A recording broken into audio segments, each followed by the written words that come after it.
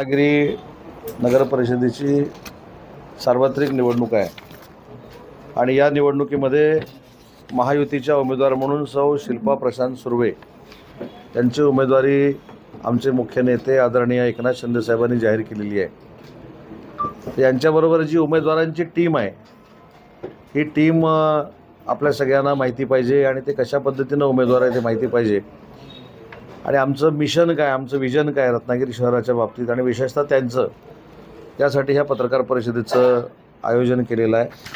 प्रभाग क्रमांक 1 मध्ये वैभवी विजय खेडेकर आणि नितीन लक्ष्मण जाधव हे BJPचे आहेत, असे 2 उमेदवार असणार आहेत। प्रभाग क्रमांक 2 मध्ये स्मितल सुरेश पावसकर आणि निमेश विजय नायर हे दोन्हीही शिवसेनेचे उमेदवार आहेत। प्रभाग क्रमांक 3 मध्ये प्रीती रवींद्र सुर्वे आणि राजेंद्र रामकृष्ण शेटे हे दोन्ही धनुष्यबाण निशाणीचे उमेदवार आहेत। प्रभाग क्रमांक 4 मध्ये इलियास कादर खोपेकर आणि वंदना विनोद सावंत हे दोन्ही शिवसेनेचे उमेदवार आहेत। प्रभाग क्रमांक 5 मध्ये सौरभ सुरेश मलुष्टे आणि पूजा दीपक पवार हे दोन्ही शिवसेनेचे उमेदवार आहेत। प्रभाग क्रमांक 6 मध्ये राजीव यशवंत कीर आणि मेधा अविनाश कुलकर्णी हे दोन्ही शिवसेनेचे उमेदवार आहेत। प्रभाग क्रमांक 7 मध्ये गणेश कमलाकर भारती आणि श्रद्धा संजय हळदणकर हे दोन्ही शिवसेनेचे उमेदवार आहेत। प्रभाग क्रमांक 8 मध्ये नहिदा तन्वीर सोलकर आणि दत्तात्रय विजय साळवी हे दोन्हीही शिवसेनेचे उमेदवार आहेत। प्रभाग क्रमांक 9 मध्ये विजय गोविंद खेडेकर आणि सायली विकास पाटील हे दोन्ही शिवसेनेचे उमेदवार आहेत। प्रभाग क्रमांक 10 मध्ये मानसी सचिन करमरकर आणि राजेश कृष्णा तोडणकर हे दोन्ही भारतीय जनता पार्टीचे उमेदवार आहेत। प्रभाग क्रमांक 11 मध्ये समीर जगन्नाथ तिवरेकर आणि सुप्रिया संदीप रसाळ हे दोन्ही भारतीय जनता पक्षाचे उमेदवार आहेत। प्रभाग क्रमांक 12 सौ जागृती राहुल पिलणकर आणि राकेश चंद्रकांत नागवेकर हे दोन्ही शिवसेनेचे उमेदवार आहेत।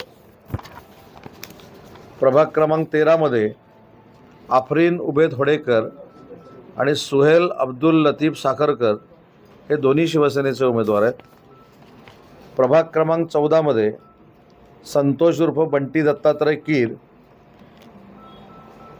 सौ निवेदिता निलेश कळंबटे आणि तिथे अकिला मजगावकर हे 2 AB फॉर्म दिलेले आमचे उमेदवार आहेत। तिथे एक उमेदवार आम्ही फायनल करू। प्रभाग क्रमांक 15 मध्ये वर्षा परशुराम ढेकणे ह्या भारतीय जनता पार्टीच्या उमेदवार आहेत। सुशांत अभिमन्यू चवंडे हे शिवसेनेचे उमेदवार आहेत। प्रभाग क्रमांक 16 मध्ये रुखसार जकी खान आणि सुहेल मोहम्मद मुकादम हे दोन्हीही शिवसेनेचे उमेदवार आहेत। 32 पैकी 6 ठिकाणी भारतीय जनता पार्टी लढते आणि उर्वरित सगळी जागांवर शिवसेना लढते। विशेष म्हणजे भारतीय जनता पार्टी आणि शिवसेना यांची गेली कित्येक वर्षाची नैसर्गिक जी युती आहे ती टिकवण्यामध्ये रत्नागिरी जिल्ह्यामध्ये आम्ही यशस्वी झालो आहेत आणि महायुतीच्या माध्यमातून ह्या निवडणुका लढवत असताना सगळ्या आता असलेल्या निवडणुका स्थानिक स्वराज्य संस्थेच्या आणि 15 दिवसांना होणाऱ्या अन्य कदाचित जिल्हा परिषद पंचायत समितीच्या निवडणुका असतील, त्या सगळ्या निवडणुका आम्ही मोठ्या ताकदीनं जिंकू असं वातावरण संपूर्ण जिल्ह्यामध्ये आहे। आणि ज्या आमच्या नगराध्यक्षपदाच्या उमेदवार आहेत या सलग 2 वेळा नगरसेविका म्हणून त्यांनी काम केलं आहे, सभापती म्हणून काम केलं आहे। सगळ्यात त्यांचा महत्त्वाचा भाग म्हणजे त्या स्वतः शिक्षिका होत्या, त्याच्यामुळं पारदर्शक विकास कसा करायचा आणि पारदर्शकपणानं लोकांशी संवाद कसा करायचा नम्रतेचा हे त्यांना अतिशय चांगल्या पद्धतीनं ज्ञात आहे आणि जनतेच्या मनातला हा आम्ही उमेदवार दिला आहे। हा उमेदवार देत असताना आमच्या पक्षाचे 3 उमेदवार नगराध्यक्षपदाच्या शर्यतीमध्ये होते। त्याच्यामध्ये स्मितल सुरेश पावसकर, वैभवी विजय खेडेकर आणि ॲडव्होकेट समृद्धी सुदेश मयेकर या तिन्ही देखील नगराध्यक्षपदाच्या दावेदार होत्या, परंतु सगळ्यांनी एकमतानं अधिकार मला आणि एकनाथ शिंदेसाहेबांना दिले होते. शिल्पाताईंचं तिकीट जाहीर झाल्यानंतर, उमेदवारी जाहीर झाल्यानंतर सगळ्यात आमच्या पक्षाचं वैशिष्ट्य काय आहे, तर तिन्ही उमेदवारांनी हात धरून माननीय शिल्पाताईंना उमेदवारी अर्ज भरायला नेला. हा एकसंघपणा जो महायुतीचा आहे तो सगळ्यात महत्त्वाचा आहे. शिल्पाताई 100% रत्नागिरी शहराच्या नगराध्यक्षा होतील आणि पारदर्शक कार्यक्रम, पारदर्शक व्यवहार आणि पारदर्शक कामकाज हे नगरपालिकेमध्ये होईल याची आम्हाला सगळ्यांनाच खात्री असल्यामुळं माननीय शिंदेसाहेबांनी त्यांची उमेदवारी जाहीर केली. दुसरी स्पष्टपणाची रत्नागिरी नगरपालिकेतली आमची भूमिका अशी आहे की 9 वर्षानंतर ही निवडणूक होते. 9 वर्षामध्ये जे जे काही घडलं असेल ते बाजूला सोडून नव्यानं सुरुवात करताना 1 वर्षामध्ये नगराध्यक्ष आणि 3232 नगरसेवक यांना रत्नागिरी शहरातल्या लोकांना परफॉर्मन्स द्यावाच लागेल. ही मात्र 100% पक्षीय सक्ती आम्ही केलेली आहे. कोणाचीही गय केली जाणार नाही. पारदर्शक कारभारच असला पाहिजे ही आमची सगळ्यांची भूमिका आहे. आणि आमच्या पॅनलमध्ये महायुतीच्या सर्वसमावेशक अशी आम्ही तिकीटं दिलेली आहेत. युवा वर्गाला तिकीट दिलेले आहेत. महिला भगिनी तर आहेत. जातीपातीचं राजकारण तर शिवसेनेनं आणि भाजपनं कधीच केलं नाही, तरी देखील सोशल इंजिनिअरिंग देखील ह्या संपूर्ण पॅनलमध्ये केलेलं आहे. आणि आजच आमचा विजय हा निश्चित झालेला आहे. त्याच्यामुळं जनतेच्या मनातला, पत्रकारांच्या मनातला आणि मतदारांच्या मनातला हा उमेदवार महायुतीनं आज रत्नागिरी शहरासाठी दिलेला आहे. या तुम्ही आधी बसा. या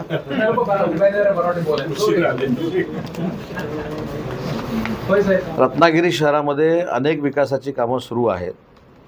रत्नागिरी शहर हे पर्यटनाच्या दृष्टीनं विकसित व्हावं यासाठी आम्ही सगळेच मिळून प्रयत्न करतो आहे.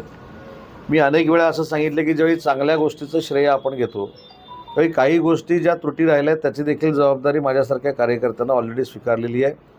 रस्त्यांना खड्डे पडणे हा जो काही नैसर्गिक वातावरणामुळं तयार झालेला एक प्रश्न आहे, ती देखील डांबरीकरणाची, काँक्रिटीकरणाची कामं रत्नागिरी शहरामध्ये सुरू आहेत.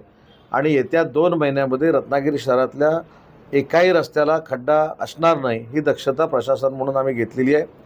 रत्नागिरी शहराला सर्वांग सुंदर शहर बनवणं हे नगराध्यक्षांचं, नगरसेवकांचं ध्येय आहे आणि त्यांना शासन म्हणून आम्ही सगळे सपोर्ट करणार आहोत. निवडणुकांमध्ये आता महायुतीमध्ये खरोखरच मतभेद नाहीत किंवा ठाम सांगू शकता तुम्ही?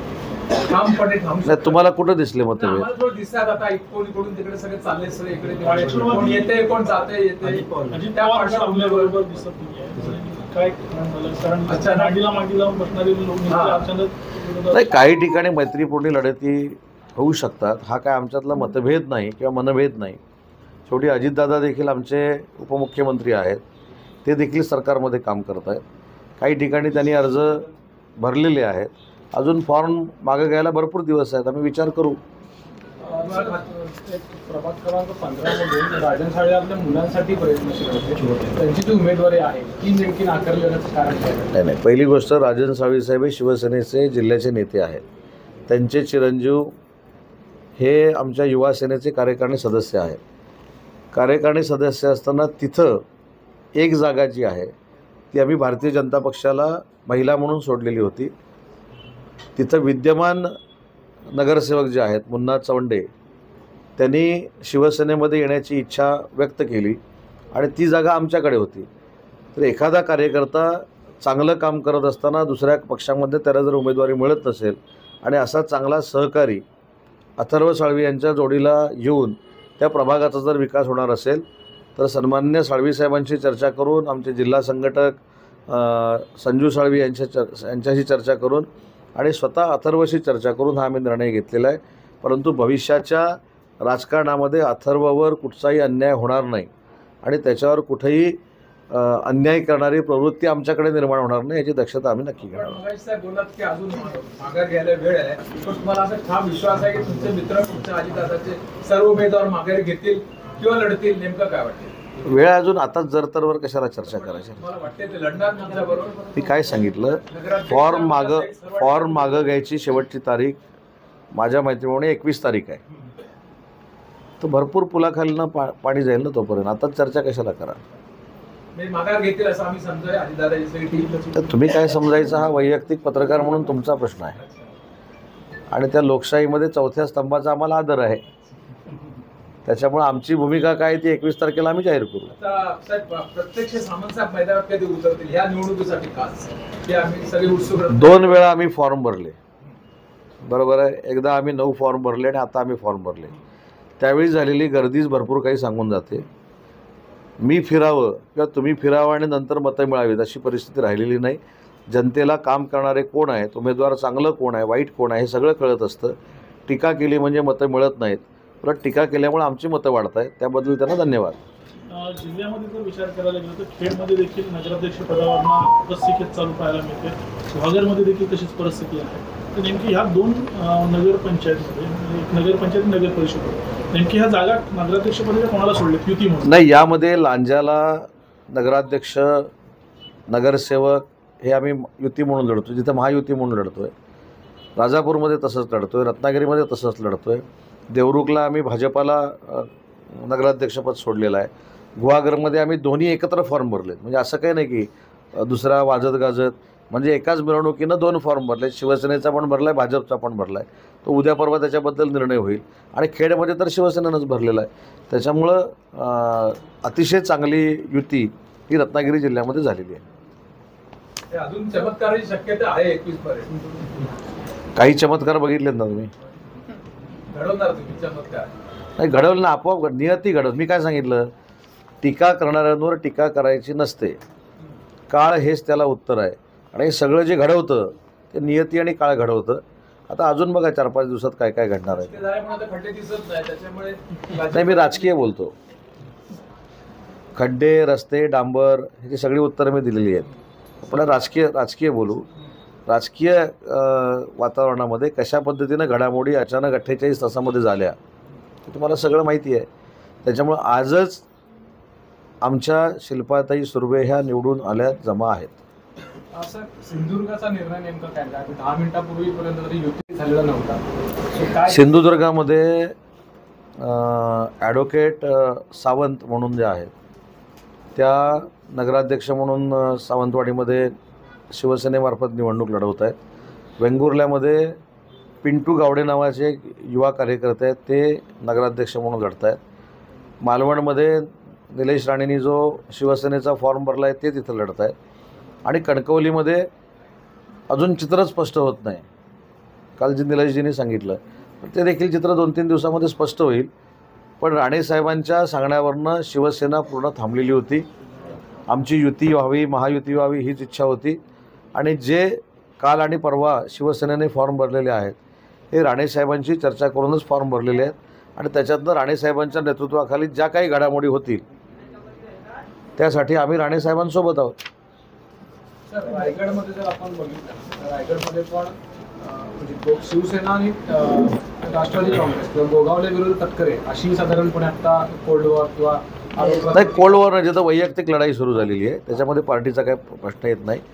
पहिलं म्हणजे गोगावले साहेबांनी जे पॅनल उभं केलेलं आहे शिवसेनेचं, त्याच्याबरोबर आम्ही सगळे आहोत. माझ्या माहितीप्रमाणे कर्जतला जिथे महेंद्र थोरवे आहेत तिथं आमची भाजपबरोबर युती झालेली आहे. अलिबागमध्ये महेंद्र दळवी आहेत तिथं भाजपबरोबर युती झालेली आहे. काही ठिकाणी राष्ट्रवादी काँग्रेस पार्टीबरोबर आहेत की नाही मला माहीत नाही, पूर्ण माहिती घेतली नाही याची. पण महाडमध्ये मात्र काही गोष्टीमध्ये घडामोडी झालेल्या आहेत. त्याची उत्तरं आता देणं योग्य नाही. पण ठीक आहे, जे काय असेल तुम्ही तुमच्या माध्यमातून बघा. बंडखोरीच्या भीतीने नगराध्यक्षाचं नाव उशिरा जाहीर करण्यात आलंय, हे खरं आहे का? असं का? नाराज अजून सुद्धा दिसत नाही वगैरे वगैरे वगैरे, काय खरं आहे का नाराजी? काय वोट बँक म्हणून बघितलं नाही आणि साधारणपणे प्रबोधनकारांचा वाचवण्याने पुढे चालवला. पण आता बाळासाहेबांचं नाव घेऊन जे लोक हिंदू किंवा वोट बँककडे बघतात त्यांच्याबद्दल मला साधारणपणे आश्चर्य वाटतं की वाटतं असं तो शब्द आहे त्याच्यामध्ये. एक पहिली गोष्ट अशी आहे की बाळासाहेबांचा विचार काय होता. म्हणजे आज तर आम्ही सगळ्यांनी आमचे फॉर्म भरत असताना देखील बाळासाहेबांच्या स्मृतीला अभिवादन करूनच फॉर्म भरला. पण बाळासाहेबांचा विचार होता की शिवसेना कधीही होऊ नये. याचा अर्थ काँग्रेसचं जे हिंदुत्वाबद्दलचं मत आहे हे कसं आहे माझ्यापेक्षा तुम्हाला सगळ्यांना माहिती आहे. ते काँग्रेसमय शिवसेना होणे हे बाळासाहेबांचं पूर्वीपासूनचं म्हणणं होतं. मग आता ही शिवसेना काँग्रेसमय कोणी केली हे देखील तुम्हाला माहिती आहे. ती काँग्रेसमय झाली, शिवसेना काँग्रेसच्या सल्ल्यानं चालायला लागली. काँग्रेस सांगेल तेच शिवसेना करायला लागली. म्हणून 3-3.5 वर्षापूर्वी एकनाथ शिंदे साहेबांनी उठाव केला आणि धनुष्य आम्हाला मिळाला. त्याच्यामुळं हिंदुत्व ज्यांनी सोडलं आणि जे काँग्रेसबरोबर गेले त्यांच्यासाठी हा राजसाहेबांचा सल्ला आहे. तसंही म्हणतात साधारण ह्या गोष्टींची ते गंमत तर वाटते, पण ना त्यांना प्रबोधनकार कळलेत किंवा बाळासाहेब पण कळले. 100% बरोबर आहे ना. मी तेच सांगितलं की ज्या वंदनीय बाळासाहेबांनी काँग्रेसबरोबर शिवसेना कधी जर गेली तर शिवसेना मी बंद करीन अशा पद्धतीचा संदेश दिला होता. त्या काँग्रेसबरोबर जी लोकं गेली त्यांच्यासाठी हा राजसाहेबांनी दिलेला संदेश आहे. Thank you sir.